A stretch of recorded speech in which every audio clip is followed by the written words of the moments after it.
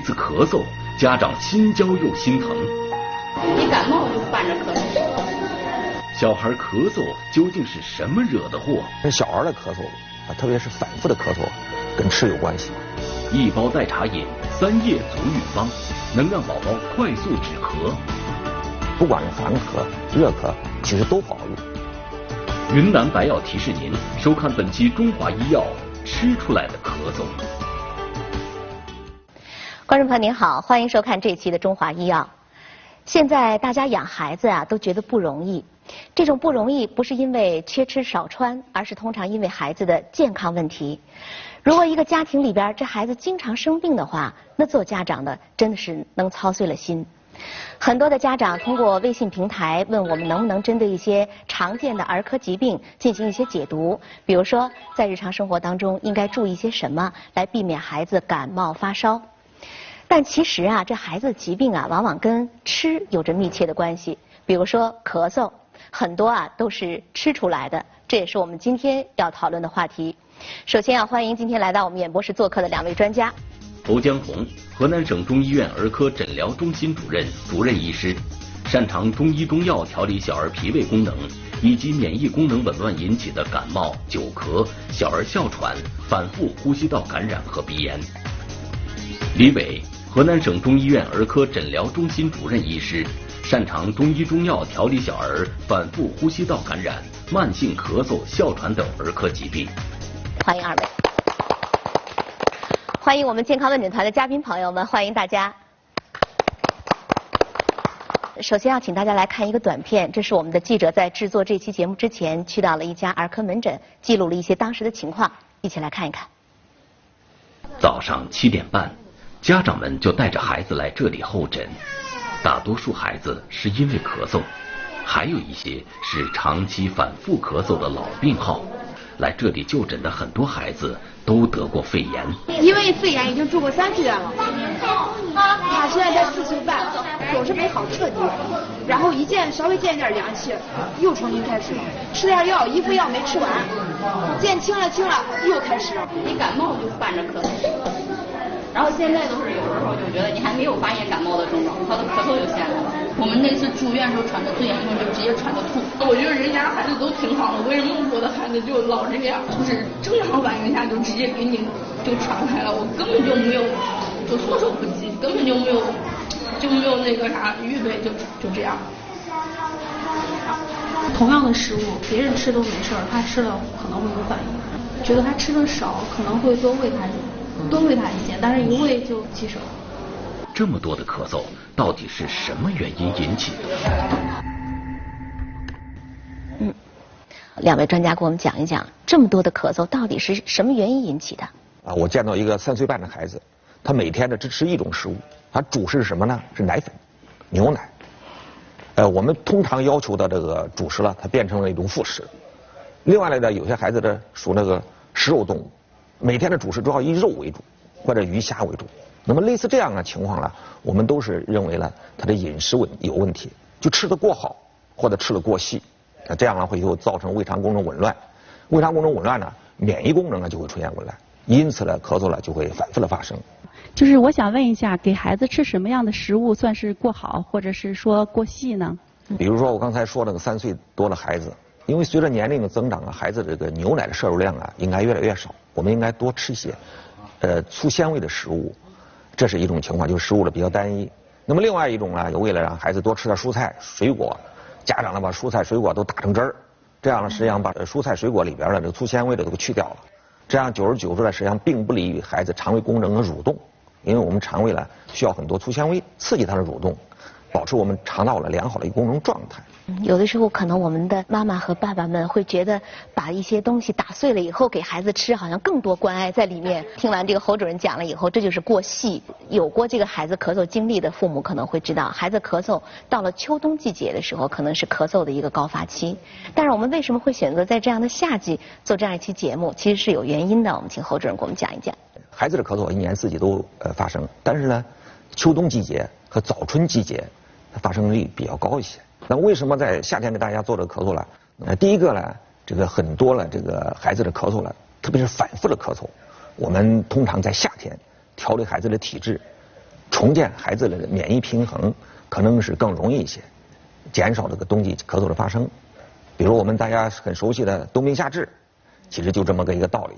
第二个呢，夏天呢也是孩子体质比较容易恢复的一个过程。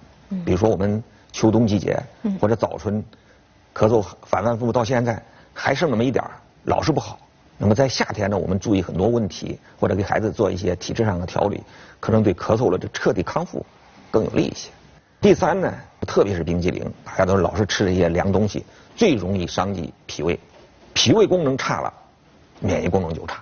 那你到冬天呢，发生咳嗽的机会就非常多。下边给大家介绍一个小儿止咳嗽的就是一个的小茶方。下面我们请这个治疗师李菊来上来给大家操作一下，我们一起来看一看。来，有请。它由3味药组成。这个款冬花是3克，紫菀是3克，枇杷叶呢是6克。其中这个款冬花呢和紫菀呢，它们俩呢是姊妹药，是有温性的。对孩子这种咳嗽的白痰、寒痰这样的孩子呢，就有痰的，比较适合用这个。比较适合。具体怎么操作？我们将这3种药呢剪碎了来这个泡茶饮用。剪碎了以后，我们要泡个10分钟左右，然后就直接用开水沏它了。对，用开水。一下就下色了哈。如果在家里方便的话，我们是最好用水给它稍微煎一下，3、5分钟可以。3、5分钟就可以了。如果我们要是拿这个开水泡的话，要10分钟到15分钟吧。对，10分钟。好，我们这个泡了10分钟了啊，就可以了啊。对，我们要看看这个口感怎么样，孩子最有发言权了哈。我们下面请上来2个小朋友上来品尝一下。我们请上来了2个小朋友，然后请你们2个人品尝一下这个茶好不好喝，待会儿要告诉我的哦。慢慢的看看自己看看那个热度啊。看喝的速度，好像这个小妹妹喝的还挺快的，说明不难喝，至少哥哥一听完了以后，一下把这个杯喝了。慢点还有呢。能跟我们讲一讲就是好不好喝？没味道，说明这个药味很淡，对不对？我可以这样理解吧？你觉得呢？这个好不好喝？好喝，怪不得一开始你喝的那么快呢。你有没有喝出什么味道？什么味道？蛋糕的味道。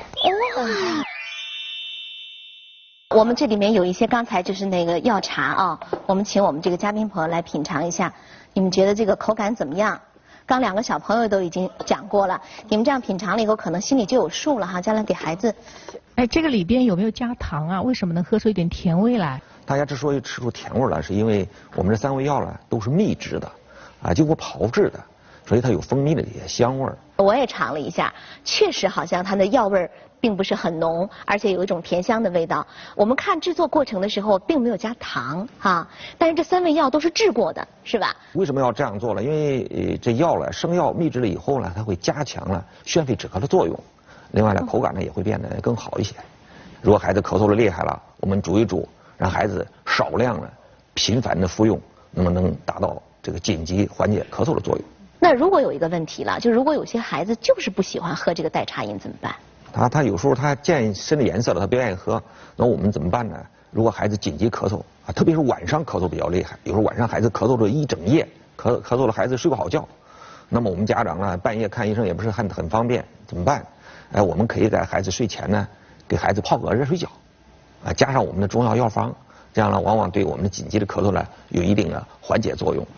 下面我们还是请上我们的治疗师李菊来给我们讲一讲这个药包的成分，也是3味药组成这个。这叫3叶足浴疗法，艾叶15克，苏叶10克，这是枇杷叶10克。还有枇杷叶。就是这3种草药组成。那个纱布呢，给它制成一个纱布包，一会儿我们泡的时候，会看到。方便的话，妈妈在家里呢，不穿的秋衣秋裤的，也可以把2头一扎，中间这个方法简单放进2个很简单嘛。好多我们那种棉毛裤小孩的那种要不穿了以后再用这个袖子是吧？对，2头一扎，对，然后把这些药放进去，扎紧了，给它泡。这个好，在家里方便了，我们可以就是把这个3药方这个包裹呢，给它煮一下，煮个10分钟呢，效果会更好一些。好，我们现在看到这个果果已经坐这儿了。对于孩子来讲，就是这个水温的要求，这个水温呢是，我们就泡之前要给孩子试一下，就是用我们的前臂掌侧面这儿的温度，这的皮肤对热是比较敏感的，你要试一下。哎，这个不烫就可以了。你家里有温度计的，你方便了你自己测一下，38到40度。水量呢一定要没过这个孩子的这个踝关节以上，哎，我们这个水量就可以了。每次呢泡个10到15分钟左右就可以了。或者呢我们的小朋友泡一会儿，哎呀，他妈妈我头上出汗了，哎，就看看我们的额头，额头稍稍有汗出了，哎，这个时候就可以了。不要给孩子泡得大汗淋淋的。足浴期间呢要注意多给孩子多喝水，哎，不要着凉了，不要吃这个寒凉的食物，比如说冰激凌之类的凉东西。每天呢给孩子泡一次，哎，3到5天是一个疗程。这样呢有助于缓解孩子在夜间的咳嗽症状，哎，有利于他睡眠，还可以预防这个小儿感冒咳嗽。我家宝宝经常干咳，也没有感冒，就是时不时都听到他1-2声咳嗽，好像听的感觉好像是有咽炎一样。你说像咽炎的一个咳嗽，是因为吃的干燥的膨化食品多了以后，刺激咽腔，会刺激性的干咳。如果时机的话，晚上咳嗽会加重。下面我们通过一个短片来了解一下，如果孩子要是吃得过杂了以后，会对健康带来怎样的影响？我是人身体里的垃圾制造者，毒气小精灵，喜欢吃零食，不喜欢吃饭。今天傻瓜主人又给我送来这么多好吃的，有巧克力、雪糕、薯片、辣条、干脆面、火腿肠、山楂片、棒棒糖，哈哈，又可以饱餐一顿啦！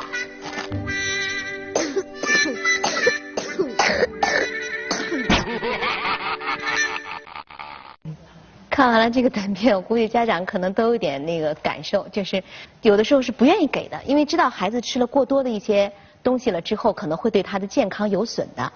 但是有的时候孩子一闹啊，然后可能就经不住闹了，然后就把这东西就给他了啊。所以在这个时候管住自己，要管住孩子这个零食，是不是这样的？我们家孩子就特别喜欢吃巧克力，但是一吃巧克力呢，他就流鼻血，这是怎么回事？其实大多的孩子这个鼻子出血都跟内热有关系，并不多表示他是血液系统上有什么问题了。因为我们中医讲哈，这个甜是我们中医的甘味，甘呢它有什么作用啊？经常用多了它会有缓治脾胃的作用，它就是等于怎么解释？就是它能让我们的肠胃功能蠕动减慢，影响我们孩子的消化吸收功能。那么久而久之就容易造成积食，积食久了就容易生热，生热久了就容易生火。我们看到有些孩子喝个粥，要家长加很多糖，否则让他不喝啊。大量的甜食的话有很多问题。我有一次看个这个病人，小孩感冒，24小时之内他看了3个医生，啊，到我那儿拍了3大堆药。我印象很深了，他开了13块6毛钱的药，他老大了不高兴。太便宜了，他就认为这个药你这个我看这么多地方，你能治病吗？强烈要求输液打针。怎么说呢？我们认为很多疾病跟我们家长有关系。啊，也就是我们最大限度让我们孩子的这个身体自身的抵抗力增强。有的时候我们会觉得中药会比较慢，然后呢可能就会着急怕孩子得肺炎，所以就会给他用抗生素。抗生素是可以用的吗？说到这儿，我都想问问诸位的这些家长们，你们举举手，我家里都没有消炎药，任何都没有，一点抗生素都没有了，有几个人？实实在在说。几个？目前对，我们就说目前没有的。那还行啊，1多半呢。我们在300个家长的听课里边了哈，大概我统计了一下，举手了是3%，那就意味着这个300里头只有不到10个人，家里没有抗生素。我们在门诊上遇到这样一个病人，孩子才1岁半，他他说我这个孩子单是住院，花了医药费就是15万。那么我们想一想，15万在1岁半的一个孩子里边，用到他身子里边有多少抗生素？你比如说。我们本来这个楼设计了抗8度地震，你今天这个装修，明天那个装修，今天这儿敲了，明天在那儿打了，我想这个楼的实用功能肯定不受影响。但是将来呢，能抗8度地震吗？未必。这就为什么我们不提倡滥用抗生素的很重要原因。也就是说，可能有一些孩子不停的这样的生病，也会让孩子的体质会变得越来越弱。对，如果针对这样孩子体质弱，该怎么去调养？因为他不是1天2天弱了，说我们调理的需要过程。我呢给大家介绍一个平时调理孩子比较虚弱这一类的孩子的这个一个小药方。好，来我们一起来了解一下。首先第一个方我们配器一共有6味药组成，有太子参、炒白扁豆、生栀子、焦神曲、槟榔、炒牵牛子，一共6味药。6味药呢，按不同的比例进行配，而且这个药了哈，我们要用凉水先浸泡一下。说药配好了以后呢，要倒到凉水里边。这个水呢要泡多长时间呢？一般来讲，我们要泡15到30分钟。比如说冬天我们泡的时间稍微长一些，夏天呢我们时间可以短一些。泡完了以后，包括这个凉水一并加入煎锅里煎煮，然后把火打开啊，让它慢慢的煮开。开锅了以后呢，我们把火放小一点啊。一般来讲，我们不直接用铝锅或者铜锅、铁锅啊，有不锈钢的。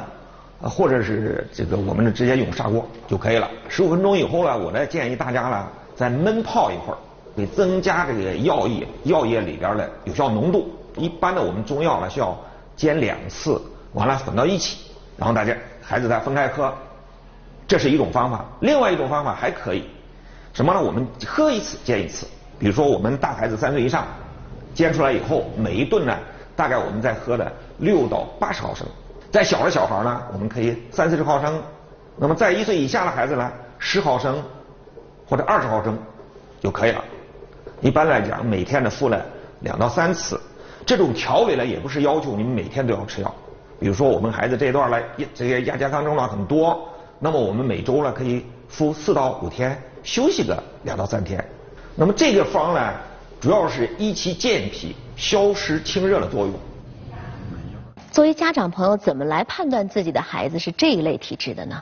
李总，我们首先看面色，我们看看脸色是微黄的，脸上呢有白一块、黄一块。我们看个小孩手掌，如果摁下起来是黄的，说明这小孩也是体质差的孩子。再一个，小孩没有力气，或者稍微的上下楼梯就要爸爸妈妈抱，就特别发懒。还有一个汗出比较多，汗珠就往下掉。我要给大家介绍一个保健的一个穴位，你就请这个治疗师李菊上来给我们现场演示一下啊。大家看，小朋友低头的时候，你看这背部有一个最高的凸起点，对，这个点是我们说的大椎穴，沿着大椎穴呢往下数3个棘突点，这是1个，哎，2个，哎，3个，哎，这个第3个棘突点呢往下有一个坑，第3和第4之间的这个位置是吧？哎，对对，这个凹陷处，这就是我们说的深柱穴了。哎，这就是深柱穴的位置。因为孩子呢皮肤比较娇嫩，我们今天选择的是温和灸，温热很舒服的。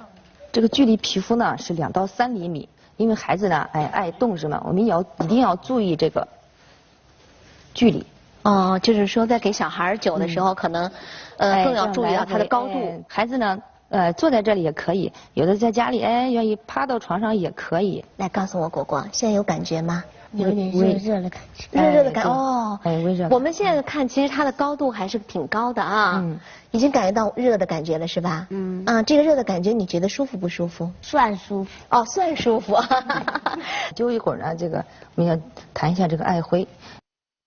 我们一般灸1次需要灸多久的时间？每次呢灸个5到10分钟左右。灸着孩子说微热了，或者是孩子的皮肤呢稍稍有发红了，每天灸1次，每天灸1次，连续5天呢是一个疗程，每月呢给他做一个疗程。艾灸期间呢要注意那个给孩子多喝温开水啊，避风寒。比如说这个孩子经常咳嗽啦流涕啦鼻塞啦都是比较适合做这个深度灸的。刚才我们看现场那个治疗师李菊给这个小孩给现场灸了一下哈，下面我们要请侯主任给我们讲一讲这个灸深柱穴这个方法是适合所有的孩子都用吗？其实我们每个年龄段都可以用，只不过我们用了要注意几个问题啊。一个如果小孩小的时候我们要注意，因为我们怕这个烫着孩子。再一个，孩子刚吃完饭吃过饱饭的时候，我们暂时先不要灸。这样呢，对肠胃消化不一定有太多的益处。另外呢，孩子在咳嗽的时候，同时伴有发热的时候，体温升高的时候，异常升高的时候，我们暂时不用这种方法。那我问一下，那个小的小孩可以多小可以灸呢？其实只要是孩子能配合我们觉得都可以。那几个月的小孩能灸吗？要我说过半岁以后我们都可以用。过半岁以后对，6个月以后我们都可以考虑用。那孩子要趴那睡的时候，你都完全可以给他灸。因为他醒的时候，他反而容易动，容易烫伤。那你可以离得远一点，温度稍微轻一点，让孩子有点感觉。你说的除了这些药方和这个艾灸以外，有没有通过饮食提高体质的方法？给大家推荐一个药粥。好，来我们一起来了解一下。有4种原料，一个是小米，就不要再用冷水再淘了，因为冷水淘了以后，它会丢失很多小米中的里很多的有效成分。另外一种呢，山药，山药是平补三焦，健脾益肺，但是它不容易上火，所以说我们孩子可以经常食用。我们选用呢，就是我们常用的一种容易煮面的一种山药，切成了一个菱形的薄片，这样的话山药很容易煮熟。还有一种我们的主要成分呢是百合，百合呢有2种啊，一种是鲜百合，还有一种呢是干的百合。鲜的百合啊，洗干净以后，可以这个到我们的粥快煮熟了啊，或者剩个10几分钟以后我们再下进去。如果是干的百合呢，可以先用冷水先浸泡一下。另外一种呢，还有一个胡萝卜，对孩子大便呢保持通畅，刺激孩子的肠道蠕动是非常有意义的。我们现在的百合呢就是干百合，泡水以后，因此呢我们在凉水的时候直接下进去。首先我们把水做上以后，打开火，水已经开了，然后呢我们可以下进去小米儿，然后山药同时也可以下进去，胡萝卜片也放进去。我想告诉大家了啊，我们煮小米粥了，还有一样东西呢，我希望大家能放一点，就是小苏打啊。我们通常家长可能会叫食用碱。第一呢利于把这些小米煮得很黏，另外利于它有些有效成分的吸食出来，让这粥呢煮完了以后保持一个微碱性的一个环境，其实对孩子的肠道功能呢更为适合，可会让孩子的这个消化功能更好一些。加多少？一般3口人的话，大概我们加了个有像我们黄豆籽那么大。一般来讲，大滚15分钟以后呢，我们再放小火再煮15分钟，大体上在30分钟左右，啊，这个小米粥就可以煮得很好了。那么这个方案我们叫山药百合小米粥，主要是针对呢，也是孩子平时体质比较虚弱，适用于各个年龄段，而且每天都可以吃。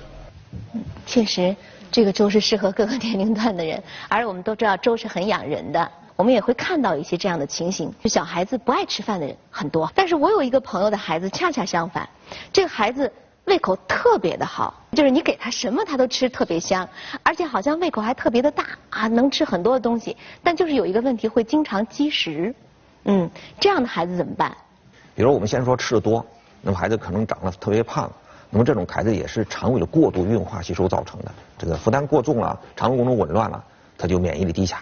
免疫力低下，它就容易出现咳嗽。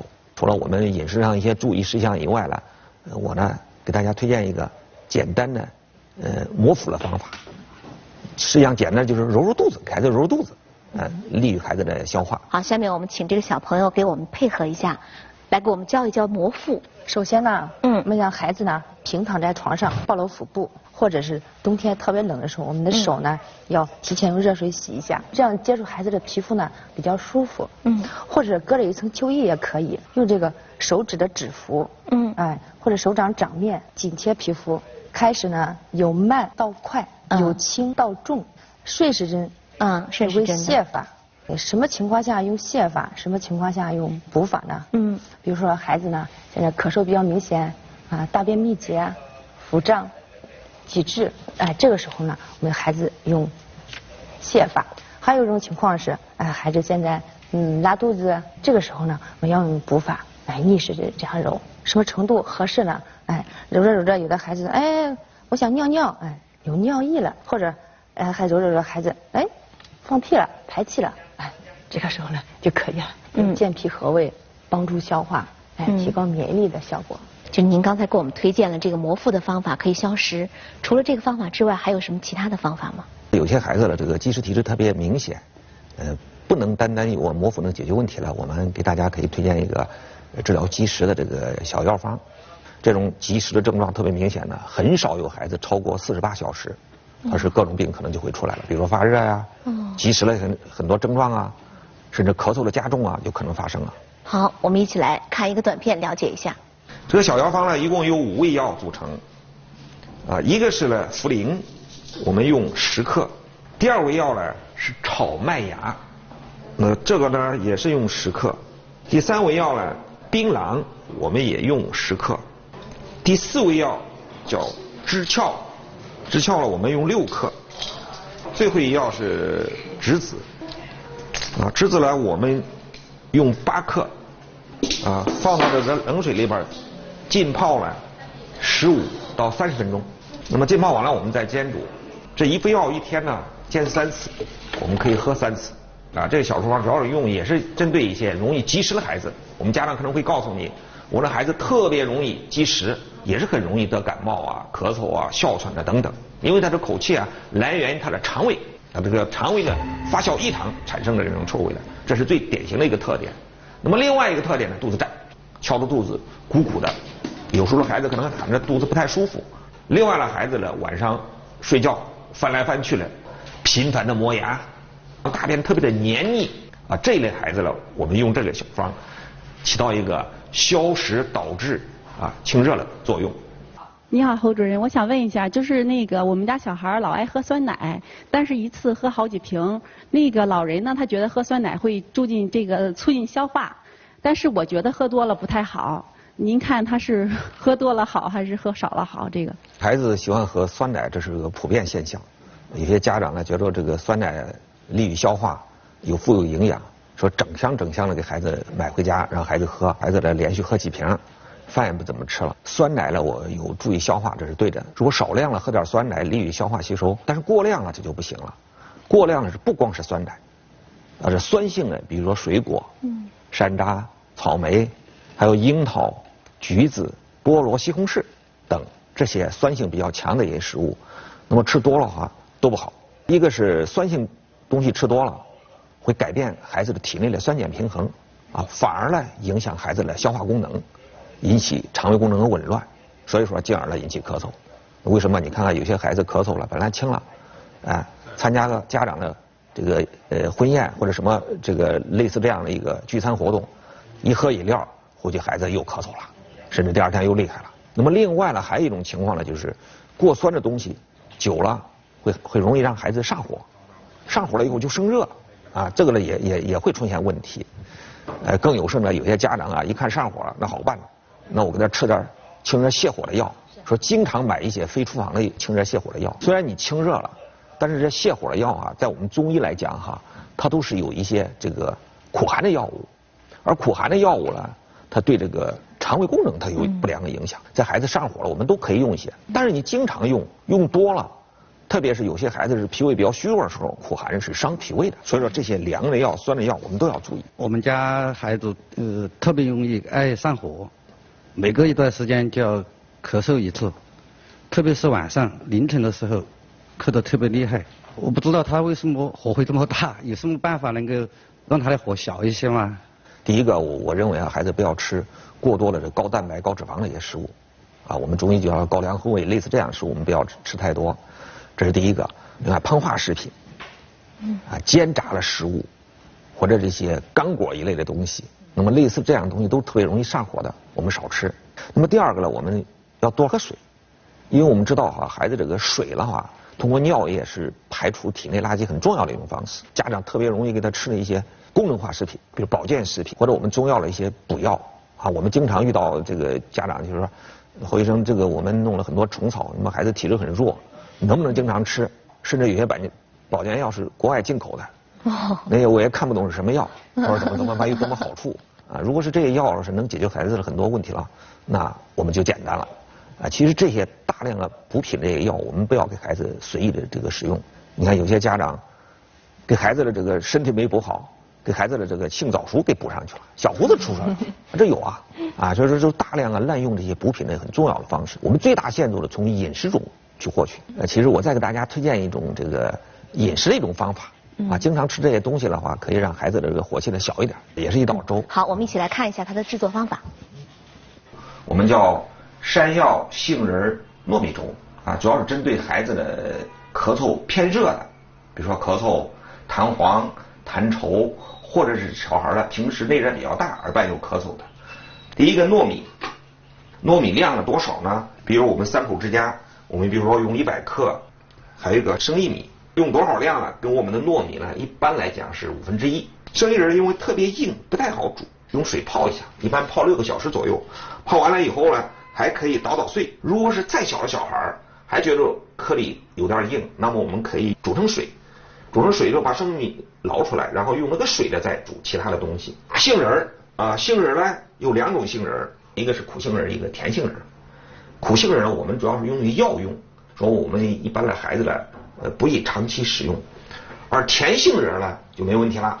还有一种我们这个药粥里边的一个主角是叫荸荠，我们有人把它称为叫水下雪梨。它的作用呢主要是清热化痰、生津运肺。所以我们这个荸荠呢刮好皮以后呢，我们给它切成这个碎末小的颗粒。其他季节我们这个地方没有荸荠，用什么呢？你也可以用莲藕代替，或者是我们用什么呢？加点一些莴笋莴笋也是加强清热化痰的作用，也刺激孩子食欲。还有一个山药，山药呢它具有中医是健脾益气的作用，它平补三焦，对孩子来讲胃肠功能的这个保护作用会更好一些。下边呢我们就开始煮了，然后我把火呢打开。这东西一定要我们水开了以后才下进去。粥里边放一点食用碱。如果说有些家长说了，那我的孩子几个月你说你放这个荸荠颗粒可能他还没有芽，怎么办？那么我们可以把这个荸荠也好，山药也好，包括我们可能你用莲藕，或者是说是用这个莴笋也好，我们也可以事先把它打成汁儿。打成汁儿了以后，作为汁儿放到粥里边煮，一定要在粥煮了差不多熟了提前个10分钟左右，然后把那个汁儿倒进去，再稍微一煎煮就可以让咱们几个月的孩子就照样就可以饮用食用了。现在您看煮好了，我们把莴笋放进去，我们搅一搅，稍微一煮，我们就可以盛出来了。这道粥我们的这个编导回去给他的小宝宝也做了。他说他发现，给他宝宝做其他粥的时候孩子喝1次大概就不想喝第2次了。但这道粥可以经常做，他非常喜欢喝，他自己喝了也觉得很好喝大家如果感兴趣的话，可以回家试一试。下面要问一下侯主任，就是刚才您提到这个粥可能有清内热的这个作用，我们非常熟悉，都说上火，但这个上火的具体表现到底有哪些？教给家长一些简单的识别的方法。那么第一个呢，就是手心发热手心发热，脚心发热我们用手心对着孩子的手心或者对着孩子的脚心摸一摸，是不是感觉很烫？如果手心脚心你没有感觉发热，看看手心脚心红不红，很红了也表示内热。有些再严重的孩子手心脚心脱皮就是他有这个不定期的脱皮现象，也是内热。还有一种就是大便干结孩子几天一次大便，拉是很费劲这也是内热的一个特征。多汗有时候多汗呢未必就一定是缺钙造成的。我们有些家长一看多汗就给孩子猛劲儿的补钙，结果孩子内热更大，汗更多其实它可能是内热造成的。再一个看看孩子的舌头舌质是不是特别红，如果舌质特别红，经常红，因为我们正常孩子的舌头是淡红色，也表示内热特别大。尿黄小便黄，内热比较大的一种表现因为早上孩子经过一夜的尿严重锁了，他肯定会黄。那么这一次我们不作数看看平时的尿液怎么样。那么再一个，有些孩子的眼屎特别多经常出眼屎特别多，所有这些问题呢都表示你的孩子属于这个热盛的体质这都很容易有病。那个如果孩子的内热比较大，除了我们给大家讲那些饮食生活注意事项我也给大家推荐一个供大家平时的调理孩子这种体质这种亚健康状态来使用。好，我们一起来看一下。家长通常说我们的孩子火气很大，老是内热很重，那这类孩子呢也是很容易得了一些呼吸道感染疾病，咳嗽反反复复的发作。接下来给大家介绍的这处方呢一共由5味药组成。白茅根一共是15克，车前子也是15克。大家看这个车前子的种子非常的细小，煎煮的时候它容易粘到锅底，上面的干的时候容易飘到上面，所以一般的话我们中药车前子要通过包煎。这是我们做了一个2层的一个纱布，然后倒到里边包起来，我们不要包得太紧目的是为了药物的充分的煎煮，然后用一个线绳给它扎起来。第3味药是牛蒡子，牛蒡子呢是要炒制的，它需要有10克。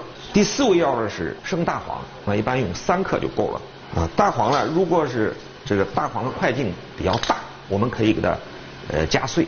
最后一味药是生栀子，也是10克，然后浸泡15分钟。浸泡完了以后再煎煮。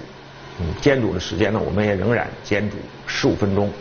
开锅以后15分钟，然后呢焖泡到能喝。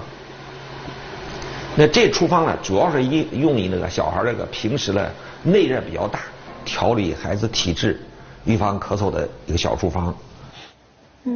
我们今天讲这个小孩咳嗽，我们听2位专家给我们讲了很多，会发现确实孩子的饮食和孩子这个咳嗽的关系很密切。怎么能够让孩子养成一个很良好的饮食的习惯呢？首先呢，我们让孩子呢要就餐定时，就是说整顿吃饭，因为我们肠胃和我们人一样，他也有休息有工作的时候。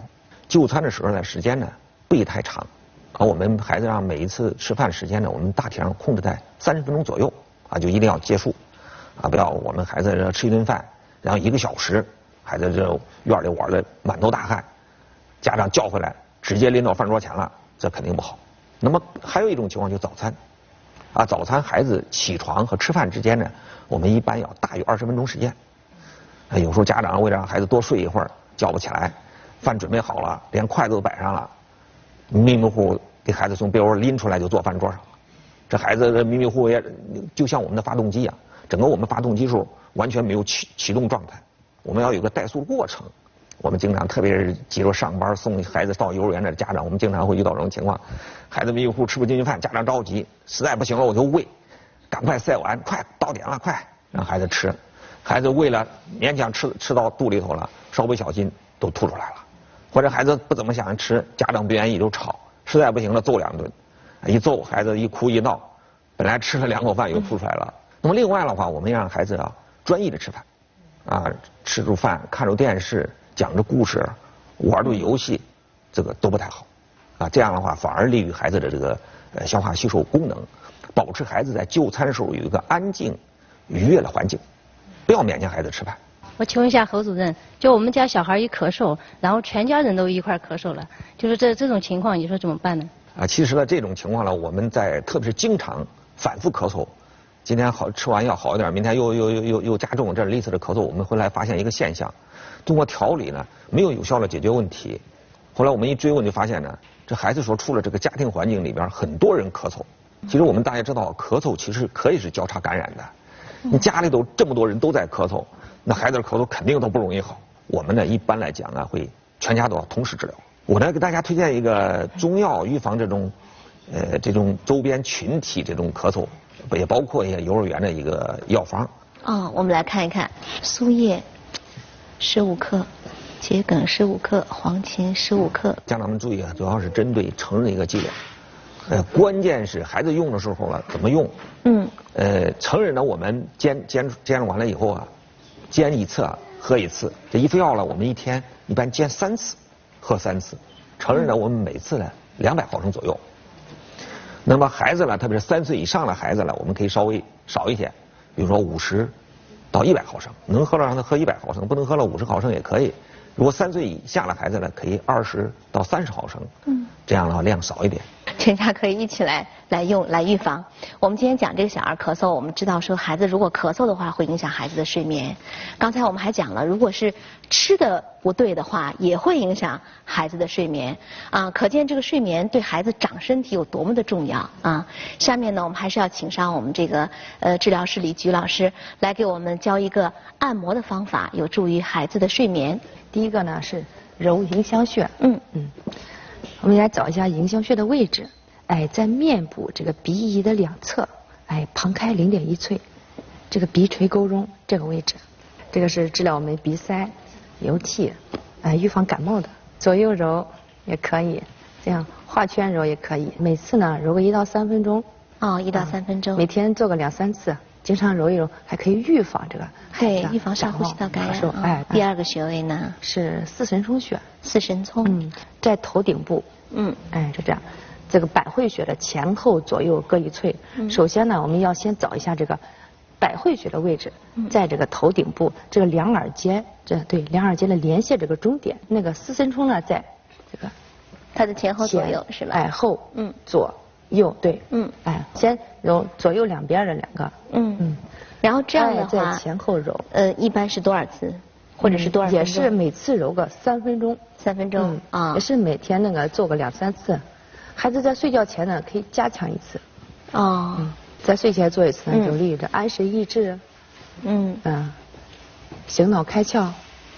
给我说一下啊。加上上午可以那个宝宝妈妈来，对，先找一下百会穴的位置，对，哎，耳尖就连线，哎，两线，对啊，位置，连线的终点，这是终点，哎，对，终点，前后左右，这是百会穴，百会穴的前后左右各一寸。